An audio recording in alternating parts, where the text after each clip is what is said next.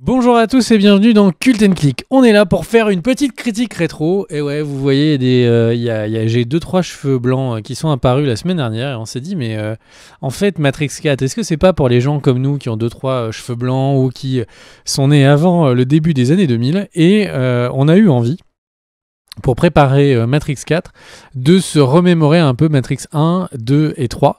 Et oui, je sais, certains disent que 2 et 3 n'existent pas, on va justement en parler.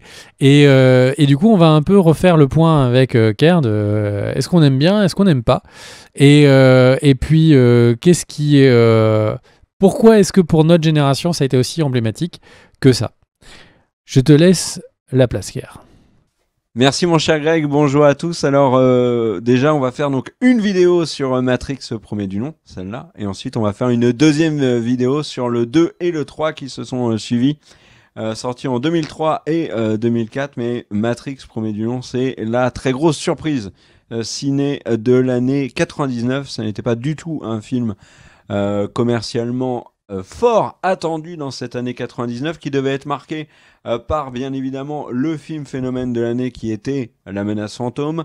Les autres outsiders, on attendait énormément de Wild Wild West à l'époque avec Will Smith et Kevin Kline qui devait être le gros film de l'été. Mais en fait 99 a été l'année des surprises, la surprise Shyamalan avec le sixième sens, la surprise Matrix, la surprise La Momie, la surprise Coup de foudre à Notting Hill, la surprise American Beauty et aussi Blair Witch ou American Pie. Bref, les gros films de l'année 99 n'étaient pas ceux que l'on attendait et si on doit retenir qu'un film sur 99, pour notre génération, comme tu l'as dit mon cher Greg, c'est bel et bien Matrix qui a été un énorme succès au niveau du box-office, 171 millions de dollars aux US, plus de 400 millions de dollars à travers le monde, quatrième plus gros succès de l'année derrière Star Wars épisode 1, derrière Sixième Sens et Toy Story 2. Un film qui a donc été très étonnant, que personne n'avait vu venir, et pour cause. Ce succès est justifié, excellent bouche à oreille.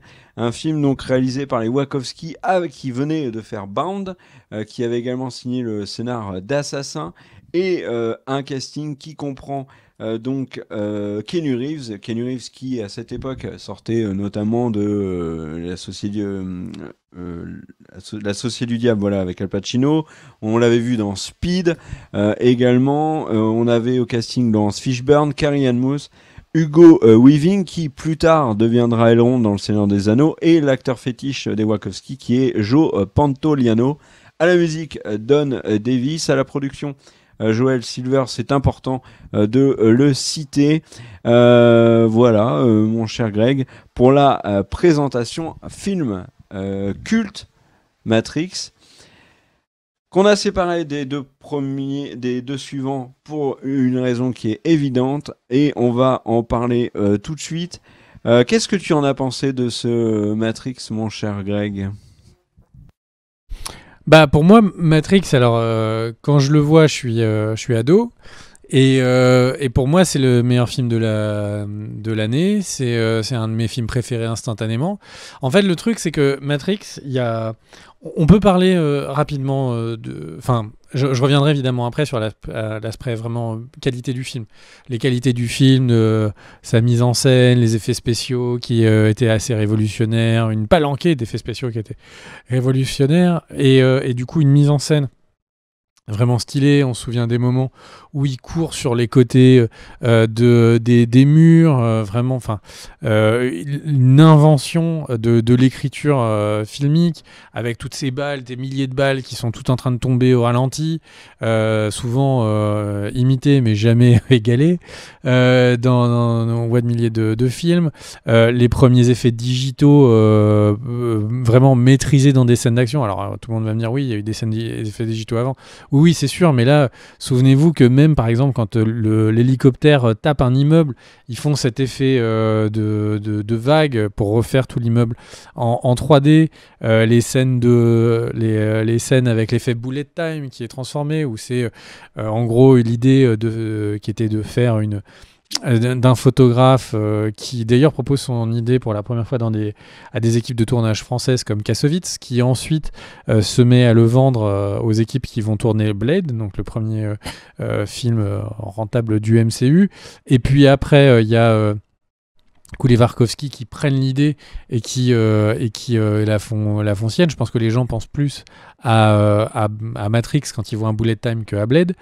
Il y a vraiment eu une palanquée, un vrai travail d'écriture. Il y a beaucoup de choses qui ont marqué. La manière de filmer tout au ralenti qui a impacté, mais vraiment de 2000 à plus de...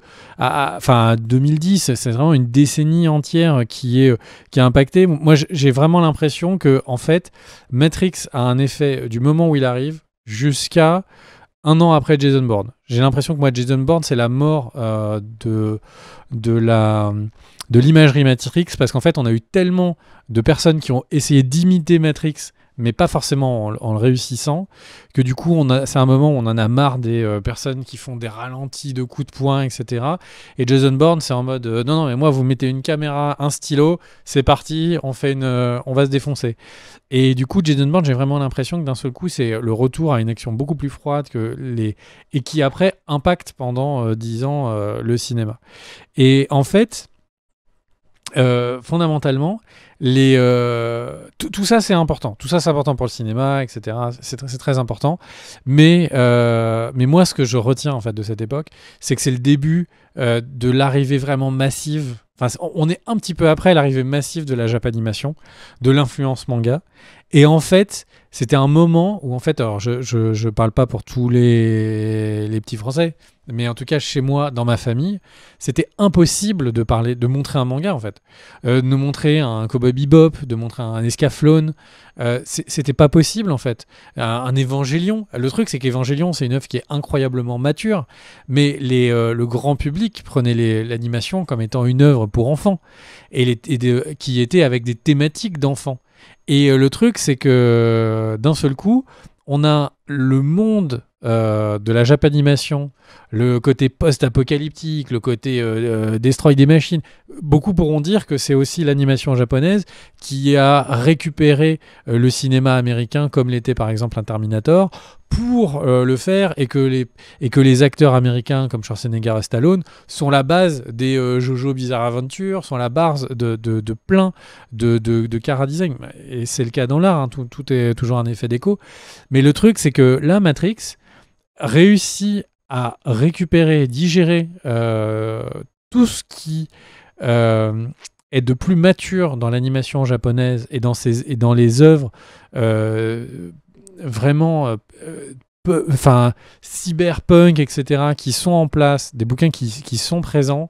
Il y a des livres qui ont posé les choses depuis des années, hein, comme Fondation, qu'on est en train de voir, en fait, était un des cycles de Asimov, et à côté de ça, il avait le cycle des robots, il y avait beaucoup de choses, et en fait, c'est comme si à ce moment-là, ils arrivent à tout avaler et à rebalancer quelque chose qui est compatible avec le public, vraiment le grand public.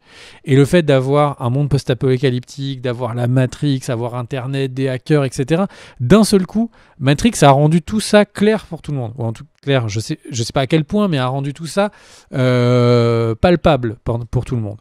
Et du coup, les personnes de ma famille qui n'avaient jamais voulu regarder un épisode de manga, même si je leur avais dit non mais Cowboy Bebop, il y a un truc, Fallen Angel, c'est un épisode de ouf, machin, etc., c'est incroyable, il faut le regarder.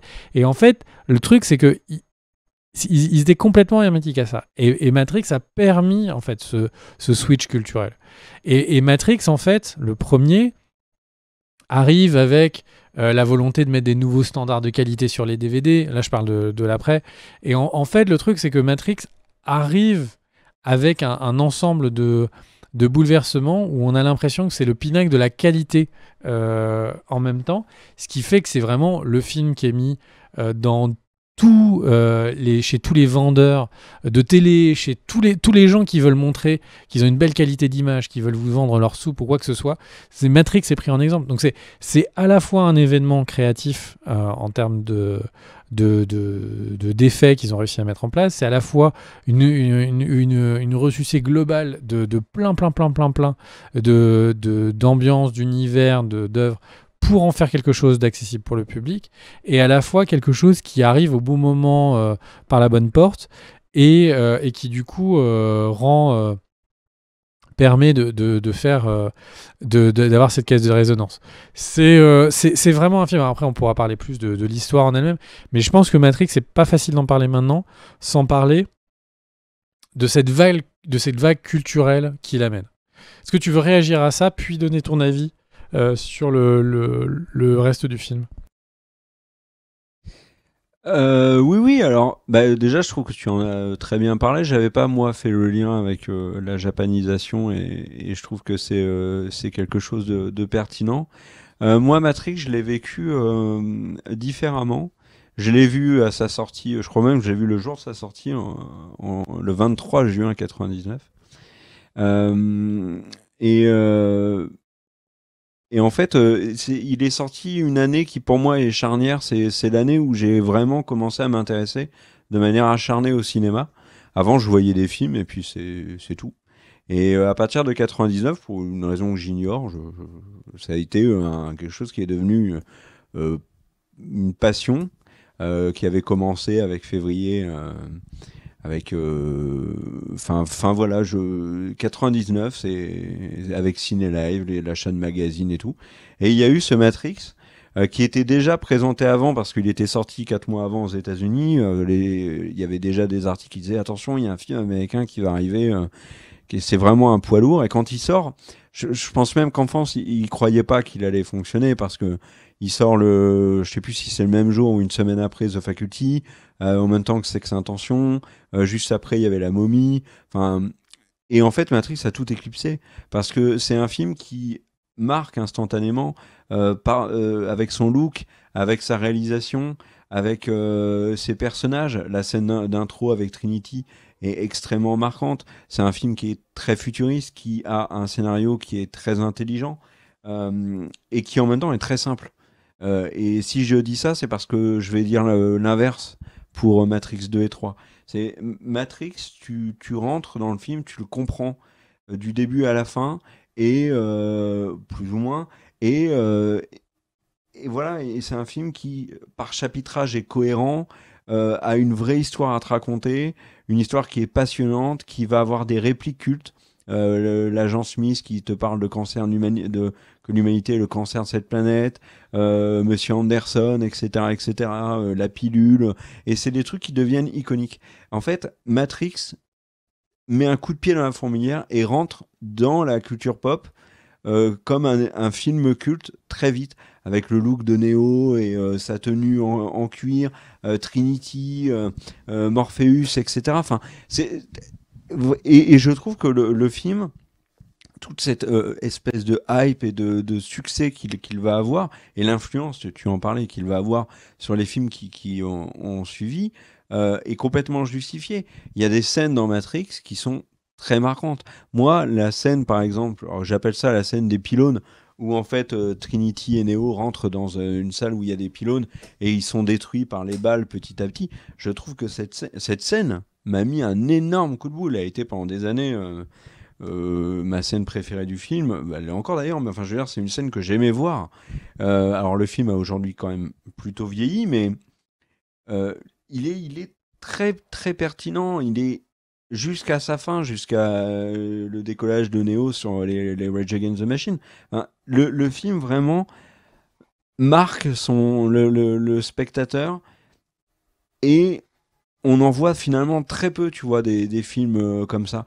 Et d'ailleurs, c'est marrant, mais quand je suis allé voir Mad Max Fury Road, je suis sorti de Mad Max Fury Road en disant c'est le meilleur blockbuster, parce que je mettais dans la catégorie blockbuster, le meilleur blockbuster que j'ai vu depuis Matrix. Euh, Parce que c'est des blockbusters qui, pour moi, sortent du lot et ont cette intelligence, cette identité qui est vraiment marquante. Et voilà, et Matrix était sacré. Sacré pour moi jusqu'à la sortie du 2. Et ça c'est des choses qu'on évoquera plutôt dans la suite. Tu veux rajouter des trucs? Réagir à ce que j'ai dit ou... Ouais, je veux rajouter des trucs. Le premier, c'est quand parce que pour donner un peu plus de contexte, quand je disais que c'est un film qui a été aidé et porté par la technologie.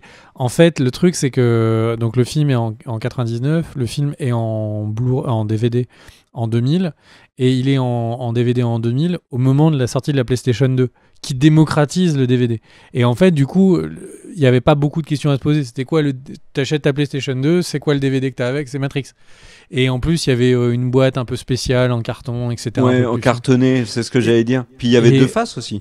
Exactement. Et donc, en fait, le truc, c'est que du coup, le film, en plus, enfin, bon, je suis même pas sûr qu'il aurait eu besoin de ça, mais en fait, le film a été porté par l'époque. Moi, il y a deux trucs que je veux dire. Le premier, je vais commencer par une aparté complète. En fait, le truc, c'est que en revoyant Matrix, à un moment, il y a l'agent Smith qui regarde dehors, tu sais, la fameuse tirade dont tu parlais là, pour dire les humains sont un cancer, machin, etc. Et en fait, il explique que à chaque fois, il fallait choisir une matrice, et que quand c'était un monde de paradis, ça allait pas, les gens acceptaient pas, et qu'il fallait que pour qu'on l'accepte, que les choses ne soient pas parfaites, et que les machines nous avaient remis à l'époque des années 90, parce que c'est le pic de l'humanité. Et en fait, pendant que je revoyais ça, je me suis dit, mais est-ce que c'est prophétique? Est-ce que là, on parle de pénurie énergétique, on parle d'augmentation de la chaleur? Enfin, il y a un petit côté, il y a vraiment un petit côté, il va y avoir un certain effondrement du système, ou en tout cas des changements majeurs. Et dans les années 90, c'était pas des choses dont on parlait. Dans les années 90, tout était à la hausse, tout était ouf, les chocs pétroliers étaient un peu derrière, etc. Et en fait, il se trouve que j'ai regardé juste après, le lendemain, avec mon fils, Un amour de coccinelle, qui est donc un film des années 60 sur une petite voiture, une coccinelle magique. Et dedans, il y a une réplique. Alors, c'est un film Disney, tout est mignon et tout. Et il y a un moment, il y a quelqu'un qui dit ah non, mais vraiment, là, les choses partent en n'importe comment. C'était tellement mieux avant, etc. Je me dis, mais le film est des années 60. Comment est-ce que quelqu'un des années 60 peut dire, genre, l'avenir part en sucette et tout? Ils sont à un moment d'explosion. Mais en fait, et d'un seul coup, je me dis, oui, très bien. En fait, moi, avec mes petits yeux de 2021, je me dis, oui, il y a une crise énergétique. Le mec dans les 60, il voit avec ses yeux qu'il y a 15 ans, il était dans les tranchées, dans une guerre mondiale, avec des bombes qui passaient au-dessus de sa tête, et qu'on lui avait expliqué en 30 secondes comment utiliser le cran d'arrêt sur les fusils, quoi. Et donc, effectivement, lui peut dire, j'ai l'impression que le monde part en cacahuète. Mais ouais, bref, donc petit jeu de questions-réponses et d'écho entre Matrix et Un amour de coccinelle que j'avais pas vu venir. Mais du coup, voilà, bon, je reviens sur le sujet du film, et vraiment pour si tu permets, ça s'inscrit quand même dans le contexte du bug de l'an 2000 aussi. Oui, tout à fait. Alors, il sort un peu avant qu'on en parle du bug de l'an 2000, mais ouais, en tout cas, il y a eu un effet de résonance parce que les gens avaient ça en tête après avoir vu le film, quoi. Et le truc, c'est que maintenant, si on parle de l'histoire, en fait, ce qui est incroyable avec Matrix, c'est que le film parle que de choses qui peuvent être compliquées. Les humains, c'est un monde post-apo, etc. On est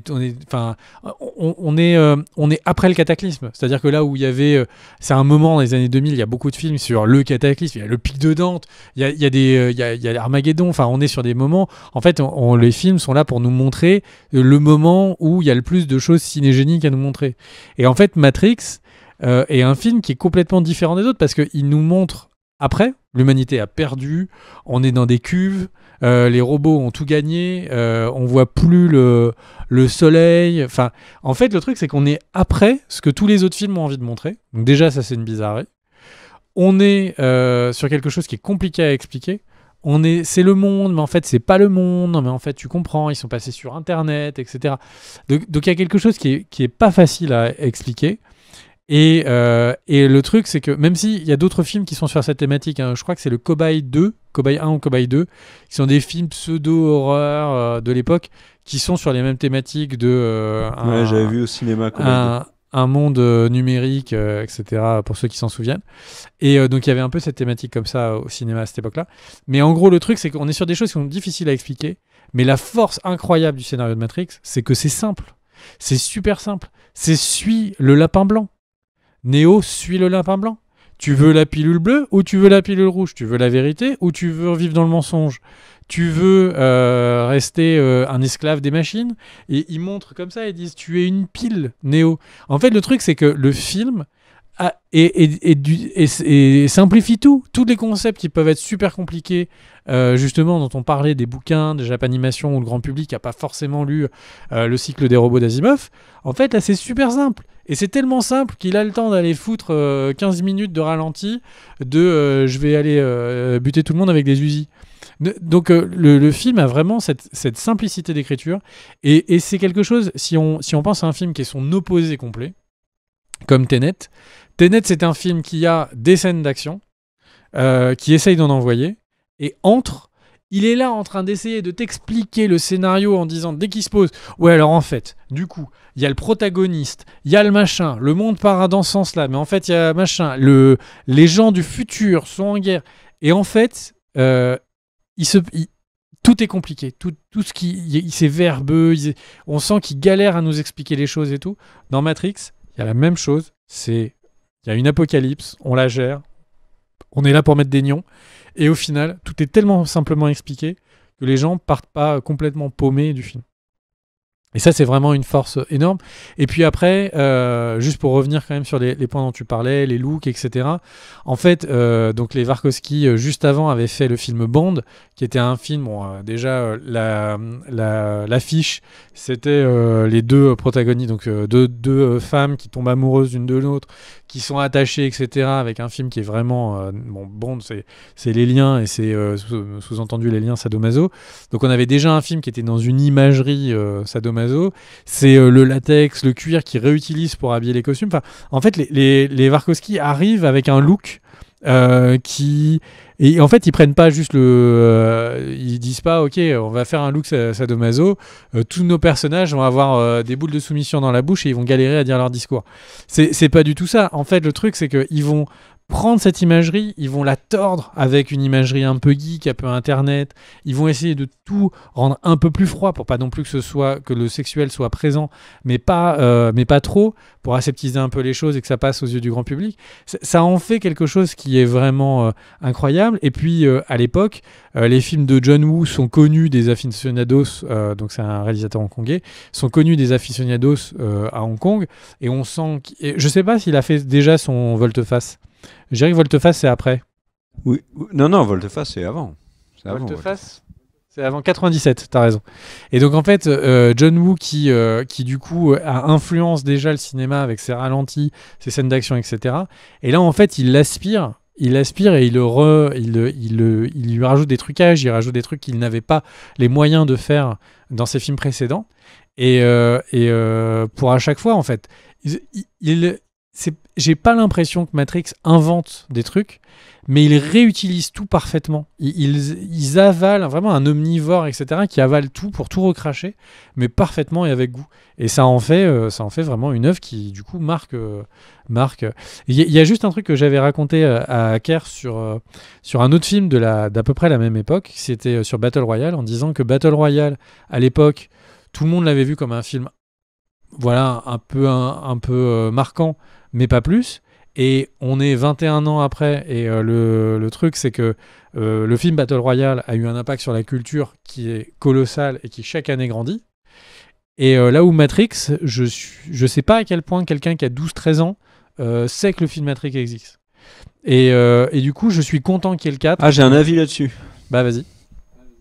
Bah, alors, moi, j'aimerais juste, avant de donner mon avis là-dessus, c'est rebondir quand même sur un truc que tu as évoqué tout à l'heure. C'est moi, je l'ai vu, on a le même âge, donc on l'a vu, on avait 16 ans.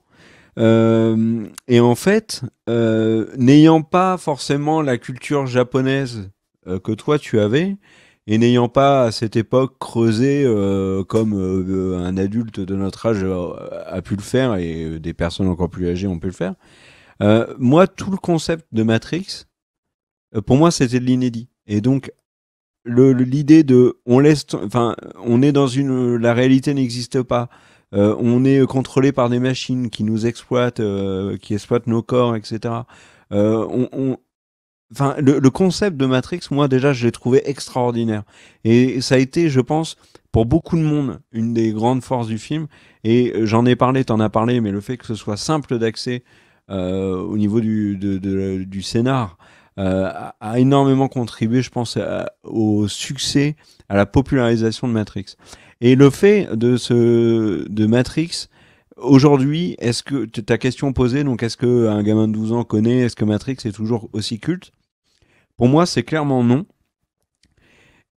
Et si en 2000 tu m'avais posé la question, je t'aurais ri au nez. Parce que euh, c'était à l'époque, il y avait une Matrix Mania où tu sentais que le film, voilà, il allait être rangé dans les films cultes quoi qu'il arrive.